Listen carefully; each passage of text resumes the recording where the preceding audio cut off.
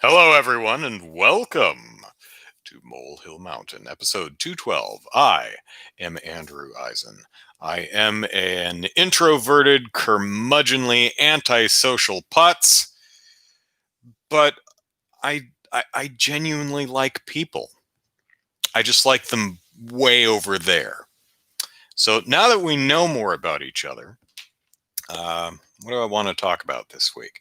I would like to talk about The Mandalorian and how season 2 ended, but it ended yesterday, so maybe we'll talk about that next week. It feels a little, I mean, maybe y'all have not had a chance to watch the season finale yet, so we'll talk about that next week. I will say, as vaguely as I can, so as not to spoil the fun. Let me be careful in my wording so I can be as vague as possible. When I saw episode 8, the season finale of The Mandalorian, season 2 finale, I thought, ooh, there's going to be blowback on the technical execution of that. Not so much, at least not so far as I've seen. I've seen people critique the narrative, um, and the function of the story, but not the technical execution, which I thought was bad. I may be alone on that. I went back and looked at it again, and I was like, yeah, that's bad. They should not have done that. They should have done that a different way. Because Disney, same company, has done that in different ways better before. You're Disney, you have the money, do it better. I thought it was distractingly bad. I've not seen anyone else really even mention it. They're more concerned with how it affects the story. And I have my opinions on that too. But we'll talk about that next week. Lindy, hello. So what did I want to talk about today? I wrote a list. Let's talk about, so I was browsing my tubes of you, and recommended to me was a style of video that I never watch. So I'm not really sure why YouTube keeps recommending such videos to me. Maybe they think it just hasn't come across the right topic yet. But random people you don't know react to thing. And it always has this thumbnail of people going, oh, god damn, my jaw just popped when I did that.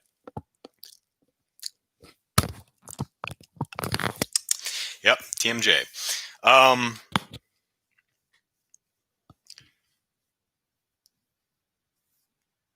I've done reaction videos before, and my reaction is always pretty much that because I'm boring. So, because my reactions are always, I can't help but feel, I feel it so deeply that anyone who reacts like, ah, is lying. But then again, I always thought that style of dance, like, in the movies where people go to a club and people dance by grinding their pelvises into each other. I was like, it's just a movie thing.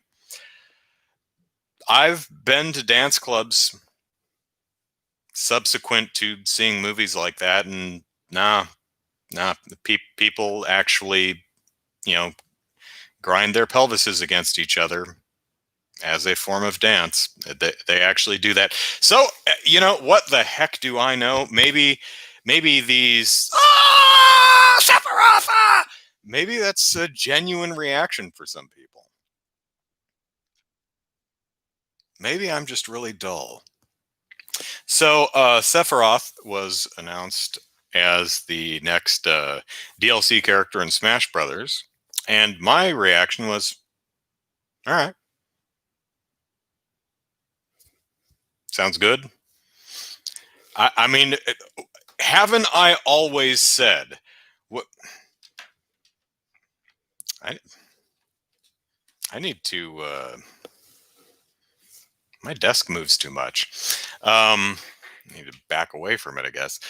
Um have it not I always said that what Super Smash Brothers Ultimate Switch, whatever the hell the name of that particular game is, what it really needs in its DLC characters is more dudes with swords. And Sephiroth is another dude with a sword.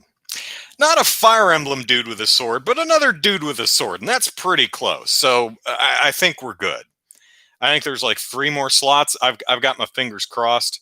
I mean, not all of them, just these 2. I don't go crazy with the finger crossing. But I'm hoping, 3 more dudes with swords. In all seriousness, though, it's nice to have another villain. Um, and another character representing a game that Nintendo players don't get to play. That said, the Final Fantasy VII is certainly a touchstone of we gamers corner of culture. So sure. And as I've mentioned in the past, I was really looking forward to Sakurai's half an hour long explanation of all the thoughts and all the thought and effort that went into bringing Sephiroth to life. And I found that fascinating, even though I'm not going to play the game because I don't play fighting games. Very cool. I was amused to see that Geno, a character from a Super Mario RPG, something that a character people have been dying for years, was finally announced as a Mii costume. And, maybe a slight bit of Schadenfreude because I've never liked Geno or Mallow. I thought they were completely unmemorable, disposable characters that I have no interest in ever seeing again, but they really do have their fans. So I know Mallow, but I hope the Geno Mii costume isn't too disappointing.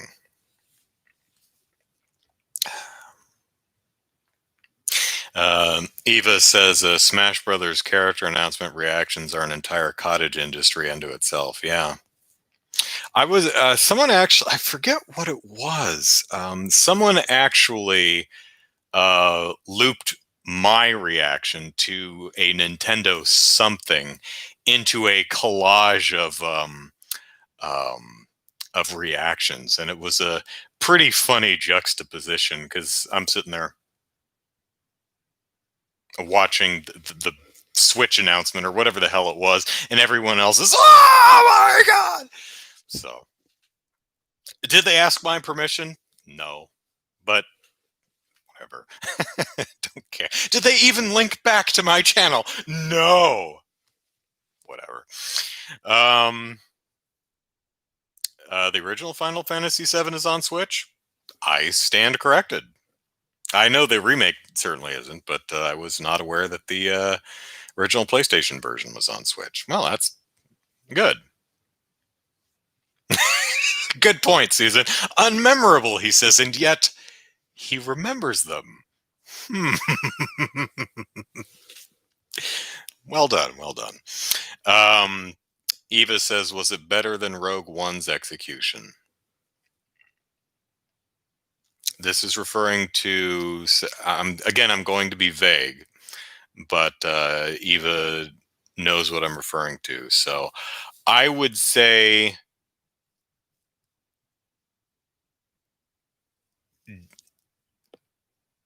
as bad, but in a different way. And I'll leave it at there. Who is Geno? Seriously. No one of consequence. No one anybody cares about. So, Sephiroth. All right, so Sephiroth. Although I was they the other me it was a weird the me characters, the me costume characters. It's like, okay, so now we've got Cloud and Sephiroth as main fighters, but for me characters we've got Tifa and the guy with the mechanical arm. I forget what his name is. um and Aerith and Geno from a completely different game. And you're like, what? What about the other girl or the other guy in that game? No, all right, whatever. MX Andrew watches a video. Andrew blank face with fingers on the side of his head thing. This thing, yeah. Um, all right, so Sephiroth, yay. Nintendo did a Nintendo and released a Nintendo Direct for Super Mario World theme park in Japan. Barrett, thank you, Eva. Barrett, yes. Mr. T. He does look a bit like Mr. T, the gun arm guy. Yeah.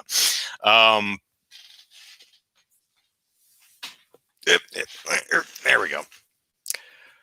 What was I talking about? Oh, the Super Mario World theme park, Universal Studios Japan thing. So it was 15 minutes of Miyamoto wandering around Super Mario World theme park, and it was nice to get a look at that place.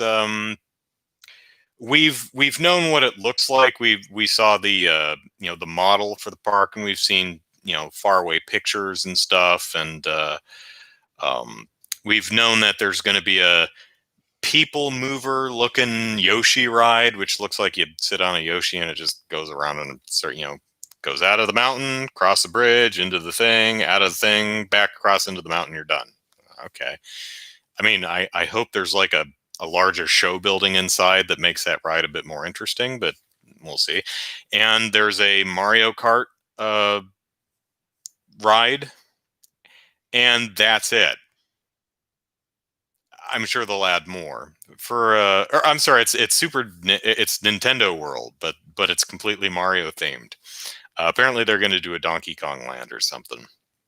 Um, but there's two rides, at least one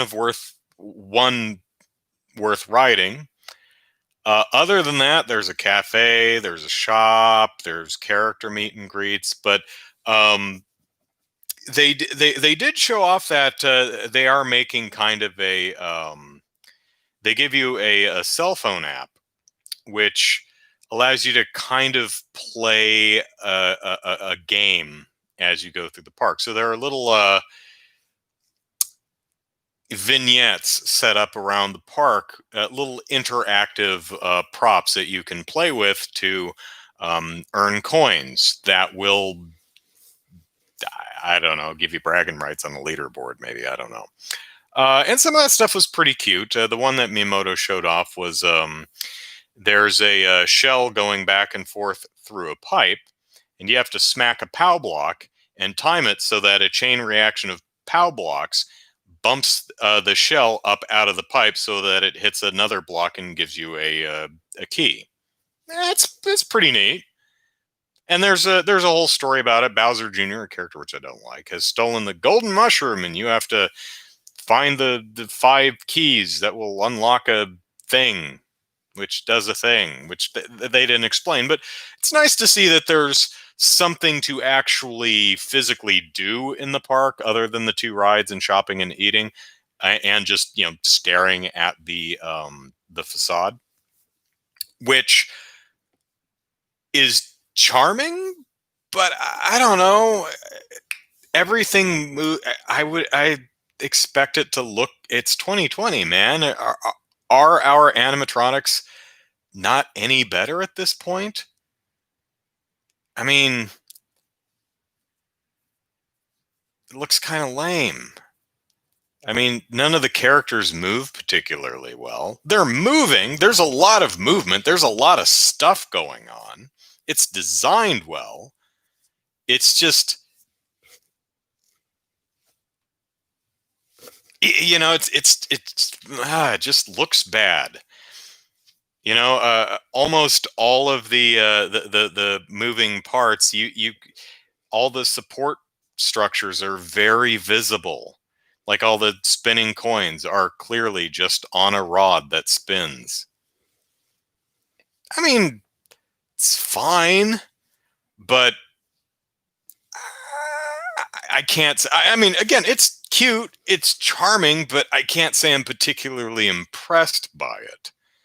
But it was genuinely delightful to see Miyamoto just but apparently having a really nice time wandering around a Nintendo Land or Nintendo World or whatever it's called. Um, Suzanne says the food, yeah, the food's pretty neat. They've got a pastry and a coin box, and the coin box is built out of cookies that have the little question mark thing on it. So that's kind of neat. They've got uh, I don't know, looks maybe a burger or something, but it looks like Koopa's shell. It's pretty neat. Yeah, it's neat. Yeah, it's cute. Hopefully the ride is fun.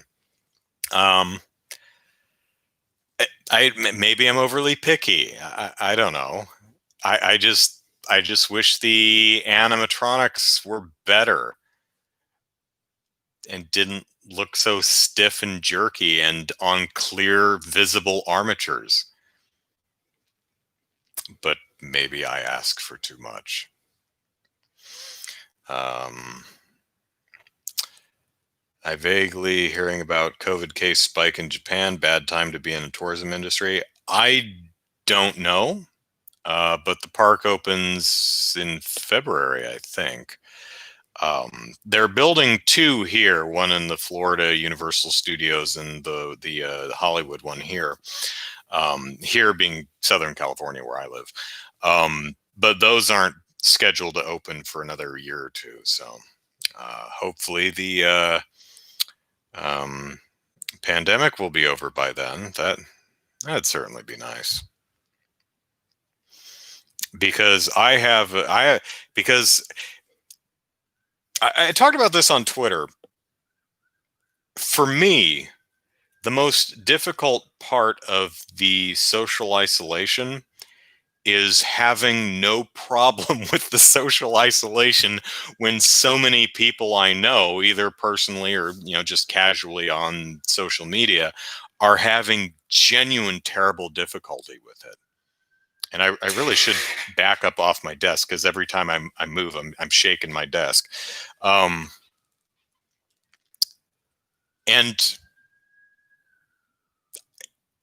I suppose it's some weird offshoot of survivor's guilt. I talk to and I hear from and I see stories of so many people that are having so much genuine difficulty with this whole situation, and I'm sitting here going, "Nah, I'm fine." I could do this for the rest of my life. Stay at home always, never interact with another person ever again. That's my dream. I've been training my whole life for this, and I feel like a jerk. You know, um, I have one friend who is dealing with it in an interesting way. They are super horny now. Always been a sexually free person, this friend of mine, but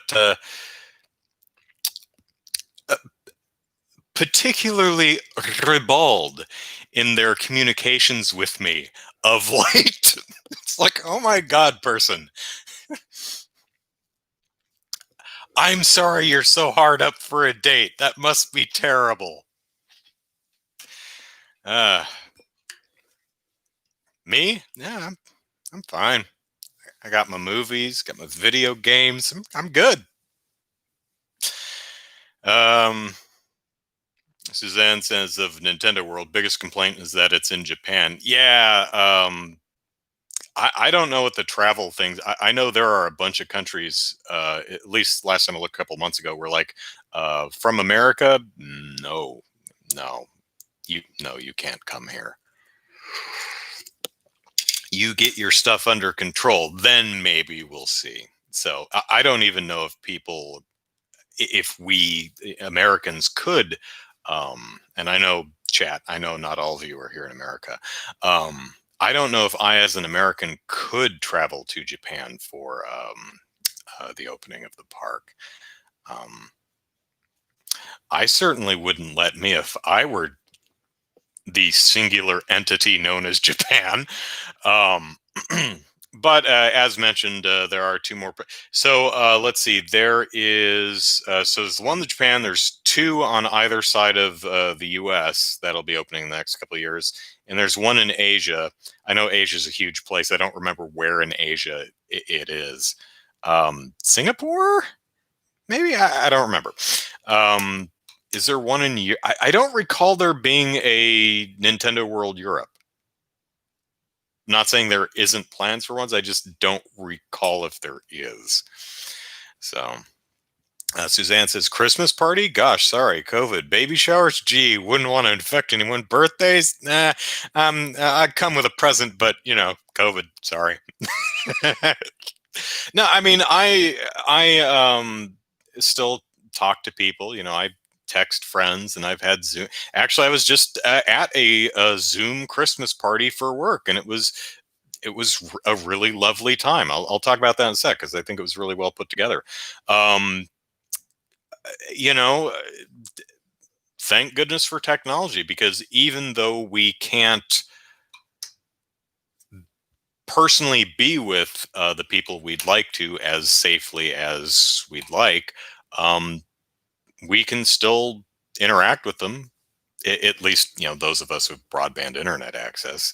Um, you know, there's things have progressed beyond the post office. We can send Christmas cards, but we can also FaceTime and talk over the phone and Zoom or Teams meetings, or there's all kinds of solutions. Of course, I do realize that not everyone. I'm sympathetic to anyone who doesn't have a working PC. This is my work rig, which is here at home, along with the rest of my work stuff. Oh, hey, there's the pieces of my PC, the box for my computer case, and I think that's the operating system on top, and the black box underneath is the hard drive, and just off camera you can see the memory. So, yay. Hopefully I'll get the motherboard, CPU, GPU, and power supply promptly. You can't be back ordered forever. Lindy says, I enjoy interacting with people, but I don't mind staying at home because there are more idiots out there. Yeah. So work Christmas party. Now, my company has always done a Christmas party type thing, and it's always a rent out a room or portion of a expensive-ish restaurant and have it's like, do you want the chicken or the fish? There's a choice as to which. There's usually like 3 dinners and you pick one, um, pardon. And then someone gets up and, we're a wonderful company and we do wonderful things, and you're wonderful people who work for the wonderful company. Wonderful, wonderful, Merry Christmas. And then there's usually like some type of drawing, where we just pull names out of a hat, and then they have some prizes, which are usually like gift cards. And I won some earbuds one year. It's not, honestly, I always hate going to those because it's crowded. There's so many people. I'm not antisocial, but I have my limits. Like, I'm a one-on-one kind of person. I don't, the more people you add, the more uncomfortable I am. Like, I don't want to hang out with 6 friends. 1, maybe 2. Yeah, it's like, all 50 of us are. Oh no, it's too crowded. It's too loud. I don't like it. But this year we had like 23 people in a Zoom call, and it was really nice. And we played some games, and one Keith, our one of the guy who organized it, his idea was he had some really neat ideas. We did he basically sent out like a survey monkey kind of thing, um, saying, "Give me two truths and one lie about you." And this is a game apparently. And so he set up a online uh, game that works on your phone, and we all, Jackbox Party Pack, how multiple people can play the same game just on their cell phones. Same kind of idea. Uh, there was just a quiz, and we all uh, read through the truths and lies and tried to identify the lie. And the person who won got a $50 gift card for something. And then we had scavenger hunts. We did the Zoom meeting, so they did the breakaway thing, and so they broke us out into teams and gave us a list, and we had to like one of the things was a Christmas movie. I've got, you know, Die Hard. And if you don't think that's a Christmas movie, I've got Nightmare Before Christmas. And if you don't think that's a Christmas movie, I've got Christmas Evil, which is one of those killer Santa movies. It's terrible. Don't watch it. And if you don't think that's a Christmas movie, I have a lot of anime, and a lot of them have Christmas special. I've got the Love Hina Christmas special. Don't think that I don't. Um, my team actually won the scavenger hunt, and so I got 25 Amazon dollars. So yay me. So it was a really nice little get together. I quite enjoyed it, and I just learned today because that there was a Gem and the Holograms Christmas party today, and I didn't realize that until about 3 hours after the party. I'm like, "Aw, oh well." So yeah, good job on Keith of my company, who uh, had his appendix removed like the day before the Christmas party and came home from the hospital to host the Christmas Zoom meeting. So it was a good time, and I didn't mind the 21, 22 other people because they weren't physically here. I didn't feel I was completely fine with this. 20 some odd people in a group chat. That was fine because they're not here. If they were all here, or if we were all together somewhere, considering assuming it would be safe to do so, I would just be I would put up with it. Even in the before times when I would the dude my mom married the second time, who she's currently still married to, he's he does this too. Like anytime the kids came to visit, perfectly lovely person, but he got overwhelmed after a while and would have to retreat to his room. I never. Some people are like, "Well, that's rude." I I totally get it, because I would have to do the same thing too. Like if you'll recall, back in October, or if you're new to this podcast, you may not know this at all. But back in October, a friend of mine um,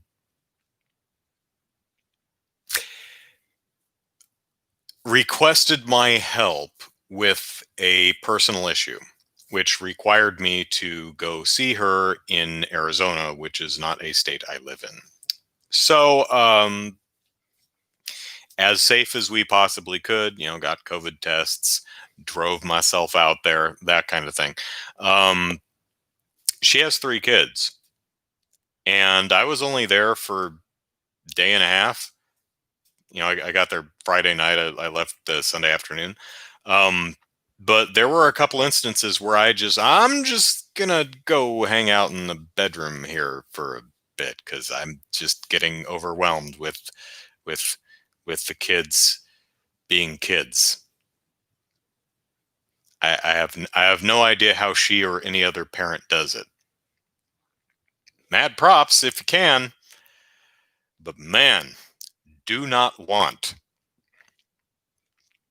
Let's see. Suzanne says, when I built mine, I'm assuming PC, it had a dead on arrival motherboard. Such a headache. Yeah, I bet. Let's see. MX asked earlier, what was my childhood like and what was the worst thing in my childhood? What was my childhood like? Um, well, let's see. I was born in California. My parents were married the first 5 years of my existence, and then they got divorced. Mom got custody of the kids. I have one sister, a little younger than me, 20 months younger than me. We moved to a place in California, lived there for a year, and then moved to Arizona, where I grew up. Went to school there, went to high school, went to college, worked there for a couple of years. And then I moved to California for the well, not the job I have now, but the company I work for now. Is why I came out here. Got a job at the company I work for now back in 2005, and still work for the same company. Doing a different job now, but let's see. So there you go. Uh, both parents remarried. Dad actually remarried remarried once and remarried a second time. Um, Total of three marriages. So he's on marriage number 3 right now. Mom's still on 2, and I'm on 0. So I win. Uh, um, I don't know. Sister lives in St. Louis, Missouri, with her significant other, and he has 3 kids with someone he's no longer married to, and so they have kids half the week. So when I visited in the before times, I always made sure to go when the kids were with their mother. 'Cause I just don't want to deal with them. So what was the worst thing in my childhood? You know what immediately popped into my head? This is certainly not the worst thing. Some of the worst things in is a bit too personal, which I don't mind sharing, but one, makes people uncomfortable, and 2, the ones I'm thinking of involve other people, and that's a violation of their privacy. So, But I will tell you the one thing that instantly jumped into my head in kindergarten. This was in California. I had a stuffed toy. I think it was a bear, maybe. I don't remember. I'm thinking yellow, maybe. But I had a stuffed toy, and I brought it in for show and tell. And one of my classmates threw it over the fence. We never found it. I found that upsetting. But my kindergarten teacher bought me a very large stuffed animal, which, do I still have it? Yes, I do.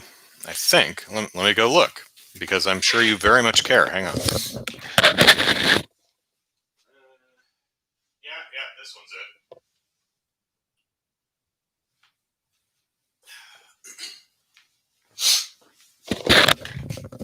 So, my kindergarten teacher bought me this, which is pretty darn big. I mean, especially when I was in kindergarten, this thing was huge. So that was nice of her. I mean, it can never replace the one I lost, but it helped. So I mean, not the worst thing. It's like, oh well, your childhood must have been okay if that's the worst thing that happened. Well, no. Uh,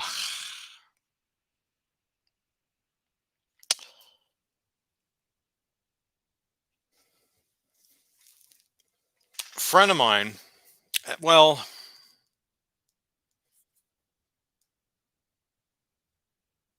no, that is again. I'm thinking of things, but they involve other people. So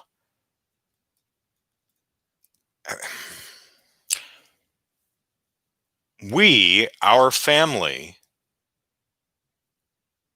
did have to go into hiding for a weekend because we were in danger from a person.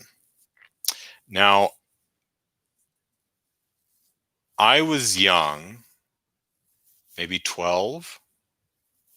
So we kids didn't understand that we were hiding from someone who wished us harm. We were just like, ooh, vacation. We're going on a trip. We're going to a fun new area. We're in a hotel for some reason. It has a pool. Yeah. We're out in the middle of the desert in a hotel. Happy fun times. It wasn't until I was a little older that I was like, oh, that's why we spent a weekend in that hotel out in the desert. Oh, so I'm not going to. I know that's vague. I'm not going to go into any more specifics than that. But even though I didn't realize it at the time, that was bad. Um, we weren't financially well off, but in fact, we were well below the poverty line. Uh, as an example, I did not learn this until later in life. Credit to my mother. I had no idea how much we were financially struggling when I was a kid. I had clothes, I had food, I had toys. I was fine. But to give you an example, uh,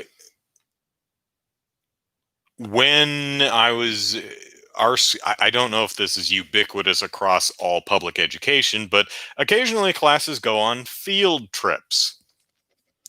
Sometimes to the zoo or to a silicone manufacturing facility, or that was in college, but to a science museum or something, right? Almost always these field trips require two things: permission slip and like $5, just to cover gas and the chaperone and the tickets to the museum, and that kind of stuff, right? We could not afford that. What I did not know until later in life is that the principal of my elementary school paid for my sister and I's field trips out of his own pocket. Mr. Highland, I think his name was. Kudos to that gentleman. That was very nice. We were also on the free meals thing. So we went to school and we got breakfast. I didn't realize it was because we couldn't afford food. I was just like, "Oh, all right, we get free breakfast because we're awesome."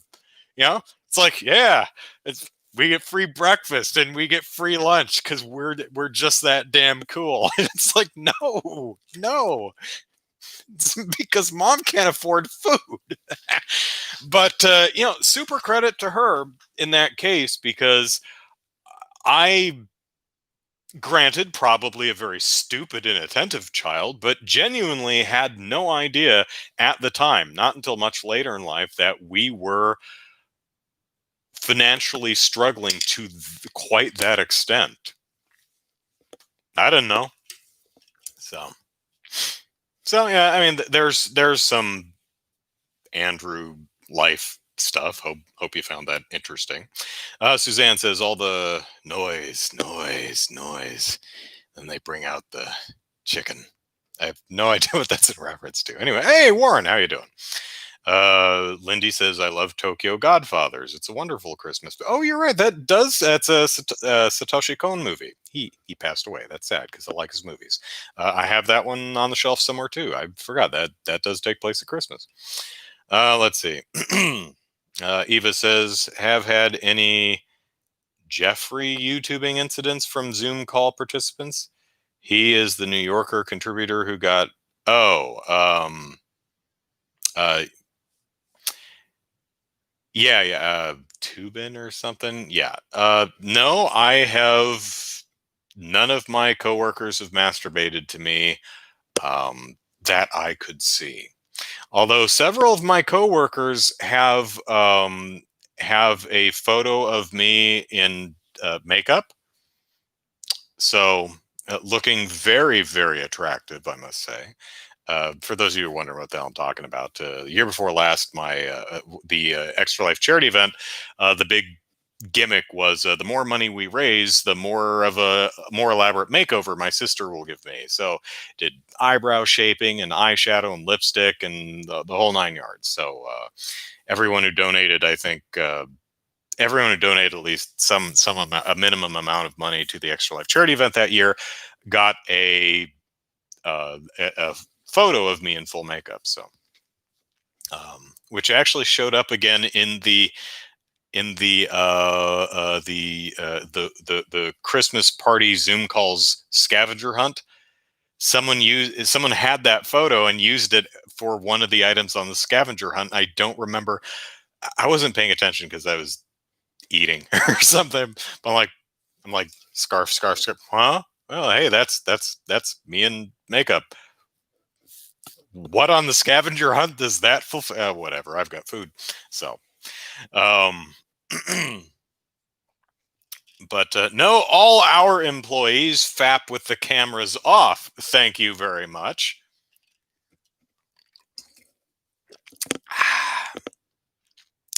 Suzanne says he's only sharing it with us because he knows we can't throw it over the fence. Yeah, that's right. That's right. It's a wonderful thing about social isolation is nobody throws my stuffed toys over the fence anymore. They're all mine, and they stay with me forever. Um, yeah, the noise. I am. That's what it was. It was one of the scavenger hunts items was a Grinch, and someone showed a picture of me in full makeup as a Grinch. I mean, I'm like kind of even smiling in that photo. How could you consider me a Grinch? Just because I don't let anyone near me doesn't mean okay. They may have a point. Hi, Jared. All right. So, what were we talking about? Oh, hey, um, Monster Hunter updated by apparently nerfing Safi'jiva to make Safi'jiva is one of the siege quests where you're supposed to play it with other people. Well, I don't play with others. I only play with my sim. Wait.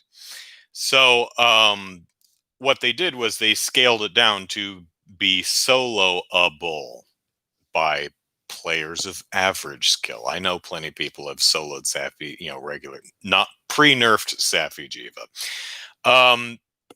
I still can't do it. Well, that's not true. I can, I just don't want to because it still takes too long. It's one of those things where you're supposed to um the more you play it, the more you drain the energy level of the area. And when the energy level of all three areas is finally drained, then you can slay the beast. But that takes multiple hunts, and I just don't want to do it. I still think I'm doing something wrong because I cannot break us. I'm using end game equipment. I have all three level 3 part breaker, and I'm focusing the entire run, all 20 minutes, on one, like it's right arm. I tenderize the arm and I just go ham on that arm, and it still will not break. The only piece I can break on Safi'jiva is its back, because mount it and hit it in the back and its back breaks, apparently. But I don't know. I must be missing something because I cannot get anything to break on that damn dragon. And each run I'm only draining like a fifth of the levels, which means I'd have to play this damn thing for a couple of hours to beat it once, and I don't wanna. You know, I've already got my Fatalis pants. I don't need Safi'jiva. So, I mean, I do appreciate that they tried by nerfing Safi'jiva, but honestly, if I it doesn't feel like I'm making any progress, and that's frustrating. And I have all this damn Dracolite, which is the rewards you get for fighting Safi'jiva, and I have a bunch of Safi parts. I could probably make some of the armor pieces. Um, I have enough parts that it actually unlocked the Safi'jiva set to craft. I probably don't have enough pieces to make all the because I can't break any of the damn parts other than the back. Oh well, I still like Monster Hunter. Rise has been doing weapon videos all week. Um, they seem to have taken the weekend off. They've got 4 more to do, so 2 more nights of weapon videos. But apparently, they're taking the weekend off, and I was disappointed. But I'm such a dork that I looked around on the other channels and I found out that Capcom Germany's channel accidentally released the next 2 videos, so I got to watch them in German. But that's okay. Jared says, "Get good." Yeah, apparently so. I'm missing us. Yeah, like I mentioned, there's probably some trick to it. For example, Alatreon. Uh, you have to use the right element to knock that sucker over, or it will one shot you with the Eschaton Judgment. The game doesn't. Well, it tells you that, but it doesn't tell you immediately what the correct element is. I assumed that the fire breathing Alatreon would be weak to water. So I fought Alatreon a few times, enough that its entry unlocked in my hunter notes, and I went, oh, he's weak to ice. That helped. Alatreon's not too bad when you fight it with the right damn element. Safi'jiva on the other, so Safi'jiva is probably something similar. I'm probably just there's maybe like Jared mentioned, a specific skill that you really need to use, and I don't know what it is because I don't look at the forums and don't play with other people. So, uh, I mean, again, I loaded up. I have all 3 levels of part breaker, and I still can't break a piece, even though I'm tenderizing and focusing on the sucker. So, I don't know. Whatever. It's a cool dragon, though. I really do like it, and I can last the entire 20 minutes. I mean, I'm not like karting or anything. I'm just. It feels like I'm making no darn progress, and it's just not very fun. Oh well. But soon we will rise, because Monster Hunter Rise, right? So I titled this show after Cyberpunk. So I guess I should probably talk about Cyberpunk, even though I haven't played it. So I'm just going off of news reporting here, but hasn't been the best launch, has it? No, no. It's kind of amazing how CD Projekt Red garners all this amazing goodwill from gamers, and yeah, gamers. No one else knows who that is, and then flushes it down the toilet in a week. And it's kind of sad that the eyebrow-raising faux pas it has made on social media over the years, flirting with some, for example, transphobic stuff, you can chalk it up to a simple mistake by a not well-trained community manager. But they've done stuff like that enough times where you're starting to see a pattern, right? But gamers, well, there are a portion of gamers who just really don't care. And then we learn that, we're not going to do crunch. And then we learn that they completely lied about that. And again, it's just kind of sad that a lot of gamers just really don't care. Like, no, work them to the bone. Exploit those sons of gunses because I just want my video game that I have decided I will like. And if any reviewer gives the game anything less than a glowing review, anything less than a 10, then I will harass them on social media because they're not praising the game that I have decided to like. The game that, isn't out yet and I haven't played. I've just invested the last, I don't know, 8 years of my life into hyping up this game. It's uh, it's a shame. Why can't all gamers be as cool as we, right? Um, I mean, there was a reviewer who wrote a rather positive review. She's like, "Hey, Cyberpunk 2077, damn good game. Shame it gave me a seizure, but other than that, damn good game." Well, she said a negative thing about the game can't have that, says some crappy gamers who should be completely ashamed of themselves and should have their toys taken away. The hell is wrong with some of you? I know all you are cool, pointing at the chat, but man, some of us gamers are just really horrible people. Um, yeah, they don't care about exploitative stuff or bad working conditions, crunching employees, harassment, abuse, any of that. They don't care. This subset of gamers I'm referring to, they don't care. Game can literally give people a seizure.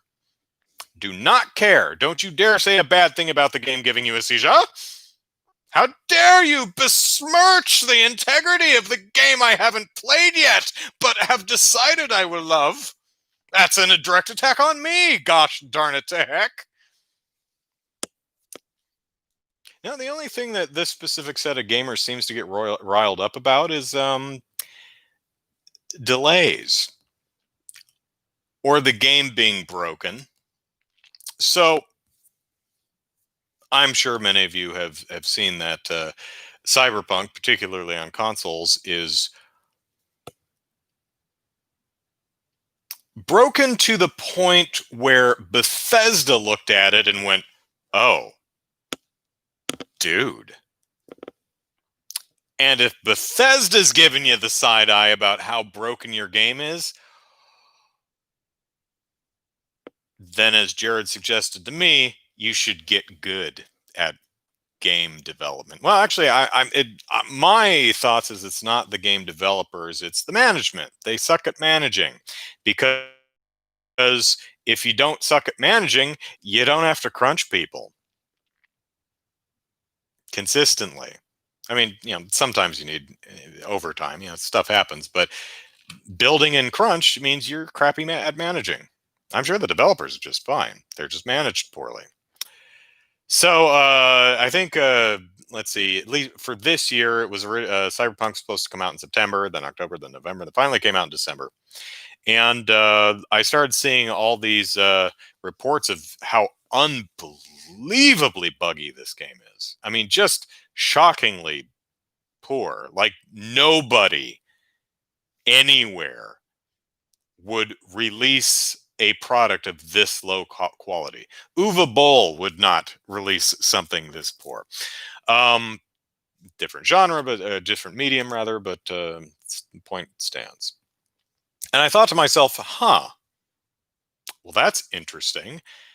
How come none of the reviews last week mentioned this? That would seem to be something pertinent to put in a review. So I looked, I did a modicum of research and learned that, they only sent out PC. They didn't send out any console codes. All the reviews were done on PC. They knew. They knew. CD Projekt Red knew how bad the console versions of its game is. They knew.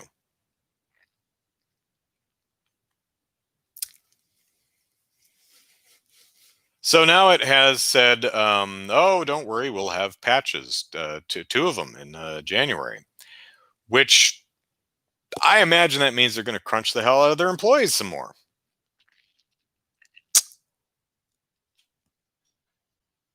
I feel for anyone who is excited about the game and is bummed to hell that it doesn't work very well. But I can hope that we all agree that people take precedent over video games. I love video games. I really, really do. But I honestly care more about the well being of the people who make them than the actual game. You know, you need another year on the game? Go for it. I got a giant backlog. There are other games coming out I can play. Am I disappointed? Yeah, absolutely. I really wanted to play Game X this holiday season, whatever. But I don't need you to crunch and abuse employees to get it out in time. Because as we've seen over and over and over, including Cyberpunk 2077, it doesn't work. It's crap. It doesn't work. Take the time you need to do it right. Also, manage your projects better. Yeah. So, is the kerfuffle, I love that word, kerfuffle over Cyberpunk 2077 the only issue with CD Projekt Red this week? No. So, as you may or may not know, but you will now that I tell you, unless you don't believe me, which, okay. CD Projekt Red owns Good Old Games, a digital distribution service, online storefront for video games. And it was announced at some point earlier in the week that let me back up a bit. Last February or so, there was a video game, the name of which escapes me. I really should have written this down. How unprofessional of me for this podcast that I don't get paid for. I think it was made by a Taiwanese developer. I forget what it's called, but it came out and it launched on Steam. And then about 6 days later, it was actually pretty well regarded from what I read. And then it was yanked 6 days later because it had a reference to Xi Jinping, the top dude of China. He really does not like being compared to the worldwide beloved children's character, Winnie the Pooh. I mean, how insulting being compared to one of the most beloved children's icons. What kind of a insecure, sad little man would you have to be to, well, you're not going to do business in the entire damn country if you're going to compare me to Winnie the Pooh. Wow.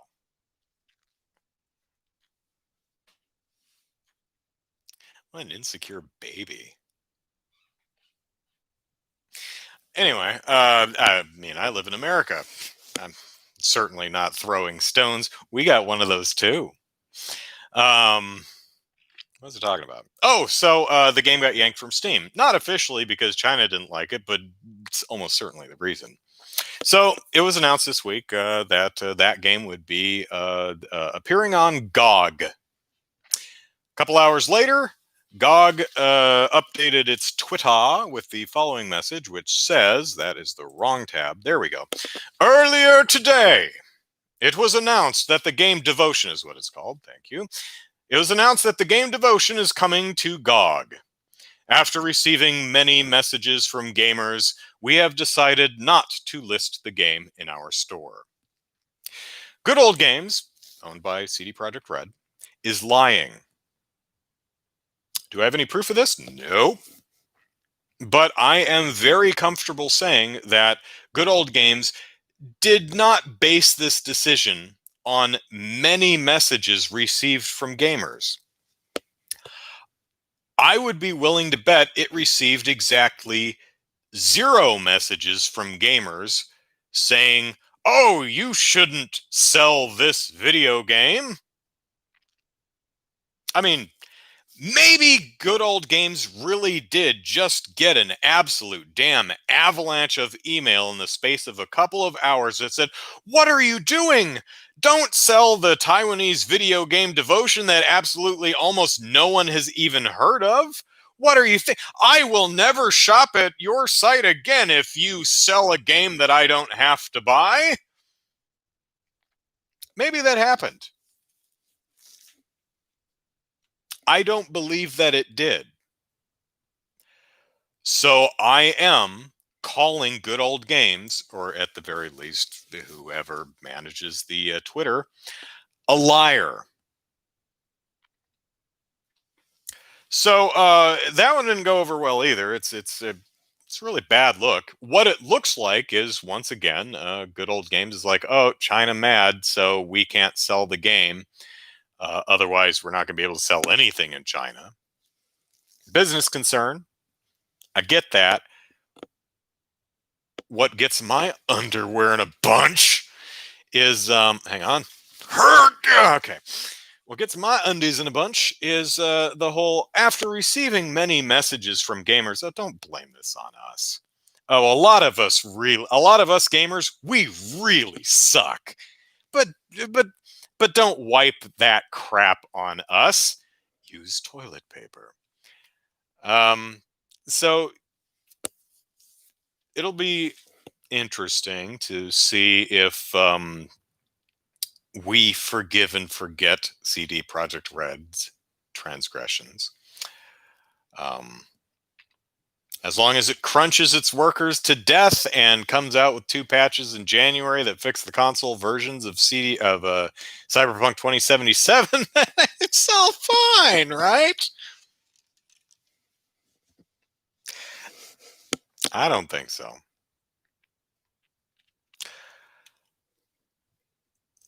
Jared, I think it was, asked me about my upbringing, or my childhood, rather. Um, for me, one of the cornerstones of my upbringing, and one of the most important elements that makes me who I am, is an insistence on honesty. Uh, Truthfulness is very, very important to me. I despise liars. I will kick a plant over liars. Yeah, I really have an issue with people who are disingenuous, people who say mistruths. And I'm not talking about little white lies, or, not saying something that would hurt someone else's feelings. I mean, just, being untruthful when it's not necessary to be untruthful, or being deliberately dishonest in a way that causes harm. That bugs me. So I never played any of I actually have all three Witcher games. I really should play them. I hear they're very good. I've just never got around to playing them. Uh, and CD Projekt Red seemed to be a consumer focused. They do Good Old Games, which has a nice anti DRM stance. It's got all the DRM free games. It's great. I've purchased stuff from Good Old Games. I've never had any issues with its customer service. But in the last couple of years, again, we've had some social media faux pas, to be light about it. And it's come out that they crunch their employees and they lie about it. And then they deliberately lied about Cyberpunk 2077. And they're also lying about devotion, whatever it's called. So, I'm going to boycott them now. I never bought anything from them anyway. But for what it's worth, I do not have a lot of respect for that company. The company, mind you, I'm sure a bunch of the people who work there are genuinely lovely people. But I hope it turns around, because from what I understand, they make good games. And I believe that good games do not require being horrible. Either, being horrible on social media, or crunching or abusing or harassing your own employees, or being, exploitative in regards to your consumer base.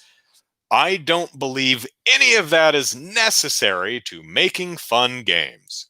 I think, I think you can just be an awesome company who is, you know, socially conscious and treats its consumer base with respect and works its employees fair hours and pays them a fair wage and still make great games. I believe that that is absolutely possible. But what do I know? I don't work in the industry. I work in. I do work in technology, though. Adjacent, maybe. Quality assurance analyst, in case anyone was wondering. Um,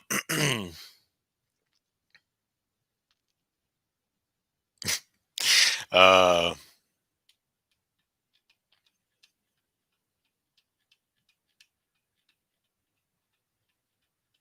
hmm.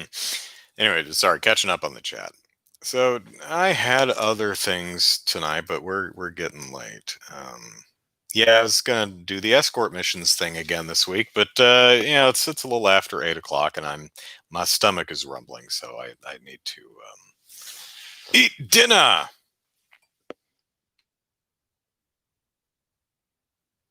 I think I started a story earlier, and then I completely got sidetracked onto something. What was I talking about? I think it was I don't remember. And I don't watch my own podcasts, so I'm not gonna do. I do topic timestamps, but I just kind of scrub through the video looking to when I started each topic to get the timestamp for it. I'm glad you guys enjoy this show, but I have no interest in watching it a second time. Anyway, genuine shame that well, actually, the biggest shame is the abuse the CD Projekt Red employees took. Second to that, however, is it's a genuine shame that Cyberpunk 2077 is garbage on the consoles. Uh, Seems to work okay on PC, so I mean that's nice. But oh, I think I forgot to mention it's so bad. How bad is it? It's so bad that Sony delisted the game and is giving refunds. That almost never. And Sony hosts some absolute garbage, like like asset flippy shovelware. What the hell is this doing on the PlayStation Store? Like Legend of Black Tiger or something like that is one of the notorious ones. And it's like, oh god, no, we're delisting this. So that says a bunch. All right, well, I think that's good for tonight. Bunny. So I hope you all had a lovely evening, and I hope you have a safe and fun holiday week. I think I will. I think I will make myself some French toast. I mean, for Christmas breakfast, not tonight for dinner. That'd be a little weird, but one of the traditional family things is we get up Christmas morning and we make French toast. There's not going to be anyone here but me, but yeah, I think I'll make me some French toast for Christmas. So, all right, enjoy whatever you eat for Christmas breakfast, and please be safe. But hope you have a happy and enjoyable Thursday, the 25th. It is Thursday, right? No, it's Friday, right? Yeah, Friday the 25th. I'm sure there will be a 25th of some month on a Thursday at some point in the future, and I hope that day is great for you too.